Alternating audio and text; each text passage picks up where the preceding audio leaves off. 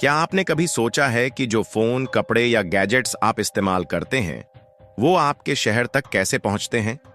जवाब है समुद्री व्यापार, क्योंकि दुनिया का 90% व्यापार समुद्र के जरिए होता है। लेकिन एक बार आप सभी यह सोचकर देखिए कि ऐसे में समुद्री व्यापार के क्षेत्र में अगर भारत अपनी ताकत दिखाए तो नजारा कैसा होगा।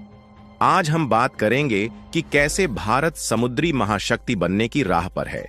जहां हमारे पास विशाल तटरेखा, बड़े बड़े बंदरगाह और तेजी से बढ़ती शिपिंग इंडस्ट्री है, वहीं अब हम नई टेक्नोलॉजी और आत्मनिर्भरता के दम पर इस क्षेत्र में अपनी छाप छोड़ रहे हैं। लेकिन सवाल यह है कि इस समुद्री व्यापार में भारत कहां खड़ा है? क्या हम सिर्फ दूसरे देशों पर निर्भर हैं या फिर वाकई में भारत खुद इस व्यापार का बादशाह बनने की राह पर है? आज हम आपको बताने वाले हैं भारत के समुद्री साम्राज्य की ऐसी कहानी जो न केवल आपको गर्वित करेगी बल्कि यह भी दिखाएगी कि कैसे भारत अपने 7,500 किलोमीटर लंबे तटों के सहारे पूरी दुनिया को जोड़ रहा है। तो दोस्तों, इस रोमांचक सफर को शुरू करते हैं और आप लोग वीडियो को अंत तक देखिए।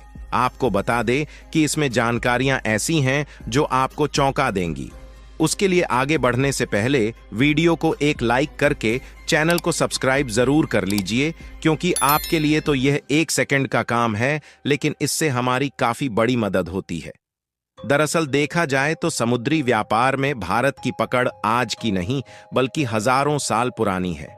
सिंधु घाटी सभ्यता के समय में ही भारत ने समुद्र के जरिए व्यापार शुरू कर दिया था।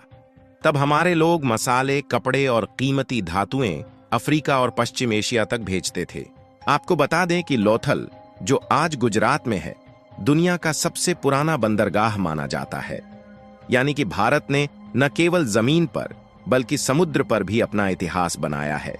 लेकिन अब हम इसी पुराने इतिहास को यहीं पर नहीं रोकने वाले, बल्कि हम पुरानी परंपराओं को नए तरीके से आगे बढ़ा रहे हैं, क्योंकि अब 21वीं सदी में हम एक बार फिर समुद्र की ताकत को अपने पक्ष में कर रहे हैं, जिसे अभी तक पिछले कई सालों से ज्यादातर यूरोपीय देश अपने कंट्रोल में कर चुके हैं। अब आते हैं भारत के आधुनिक बंदरगाहों पर। भारत के पास 12 मेजर पोर्ट्स और 200 से ज्यादा छोटे बंदरगाह हैं, जिनमें से कुछ प्रमुख बंदरगाह भी हैं, जैसे कि जवाहरलाल नेहरू पोर्ट, जो कि मुंबई में मौजूद है और यह भारत का सबसे बड़ा कंटेनर पोर्ट है। इसके बाद दूसरा आता है कांडला पोर्ट, जो कि गुजरात में मौजूद है, और कमाल की बात यह है कि यह दुनिया के सबसे व्यस्त बंदरगाहों में से एक है। इसके साथ साथ भारत के तमिलनाडु में मौजूद चेन्नई पोर्ट किसी बंदरगाह से पीछे नहीं है, क्योंकि यह बंदरगाह दक्षिण भारत का व्यापार केंद्र माना जाता है। आपको जानकर हैरानी होगी कि ये बंदरगाह हर साल 1.2 बिलियन टन से ज्यादा का सामान हैंडल करते हैं। इस भारी भरकम सामान से भारत हर साल $200 बिलियन यानी कि लगभग 15 लाख करोड़ की कमाई करता है। यह रकम हर साल बढ़ती जा रही है, क्योंकि भारत अपने बंदरगाहों को स्मार्ट और डिजिटल बना रहा है।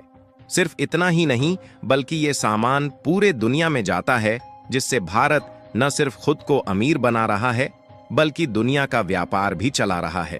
और मजेदार बात यह है कि भारत ने हाल ही में सागरमाला प्रोजेक्ट के तहत इन बंदरगाहों को और आधुनिक बनाने का काम शुरू किया है।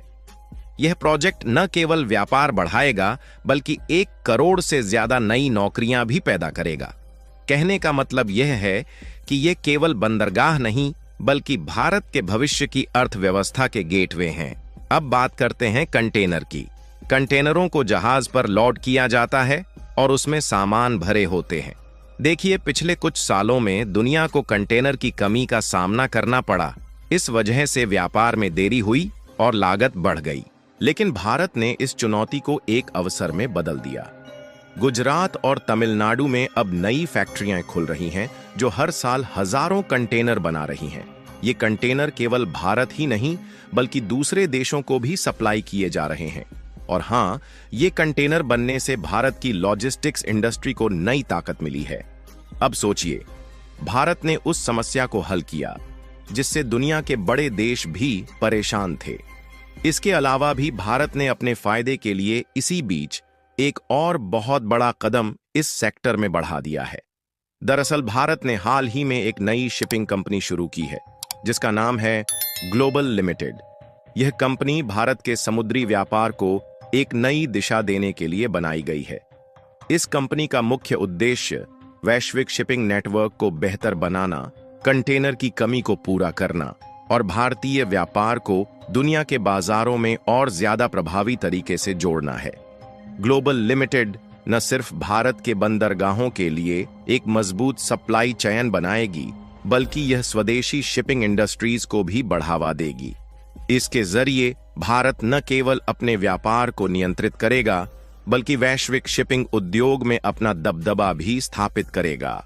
भारत की यह नई शिपिंग कंपनी समुद्री व्यापार को और भी सस्ता, तेज और स्मार्ट बनाने का काम करेगी।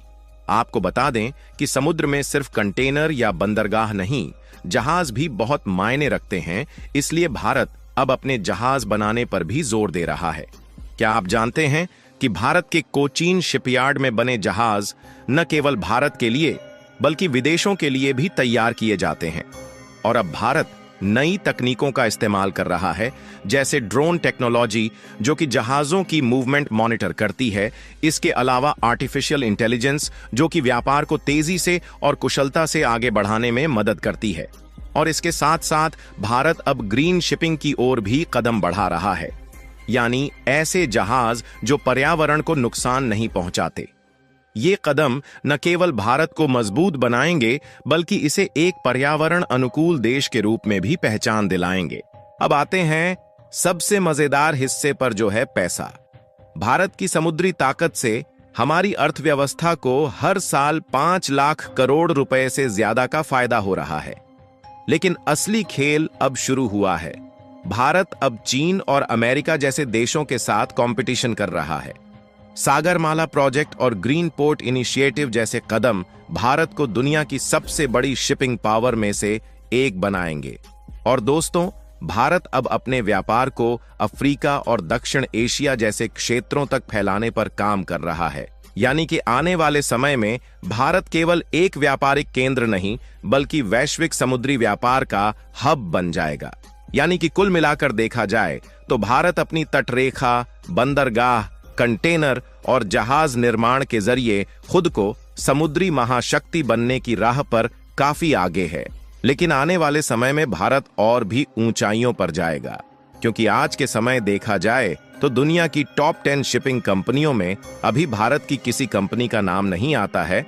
लेकिन जो हाल ही में ग्लोबल लिमिटेड कंटेनर शिपिंग के लिए भारत के द्वारा नई कंपनी की शुरुआत की जा रही है, यह दुनिया की टॉप शिपिंग कंपनियों में से एक होने जा रही है।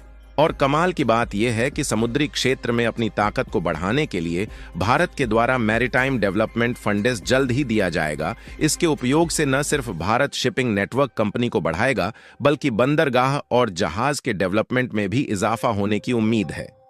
अगर आपको ये वीडियो पसंद आया हो और भारत की बढ़ती आत्मनिर्भरता से यदि आप खुश हैं, तो कमेंट बॉक्स में भारत की इस नई कंपनी को सफल होने की दुआएं जरूर दें और साथ ही इसे लाइक और शेयर जरूर